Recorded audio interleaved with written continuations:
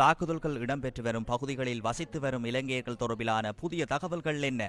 இஸ்ரேலின் பெனக்ரக் பகுதியில் ஈரான் மேற்கொண்ட ஏவுகணை தாக்குதலில் இலங்கையை சேர்ந்த இளைஞர் ஒருவர் காயமடைந்துள்ளார்.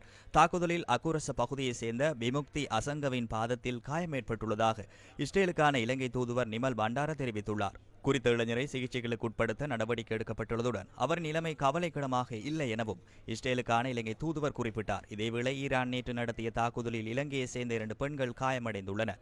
எனும் காயமடைந்தவர்களின் நிலைமை கவலைக்கிடமாக இல்லை என இஸ்ரேலுக்கான இலங்கை தூதுவர் நிமல் பண்டார தெரிவித்தார். இதனிடையே இஸ்ரேல் மற்றும் ஈரானின் உள்ள இலங்கை பணியாளர்கள் நாடு திரும்புவதற்கான கோரிக்கைகள் தொடர்பில் விசேட கவனம் செலுத்தப்படும் என வெளிவிகார அமைச்சு தெரிவித்துள்ளது. வான்வெளி மூடப்பட்டிருந்தாலும் யோர்தான் எகிப்து வழியாக இஸ்ரேலுக்குள் பிரவேசிக்கவும் வெளியேறவும் முடியும் என தெரிவிக்கப்பட்டுள்ளது.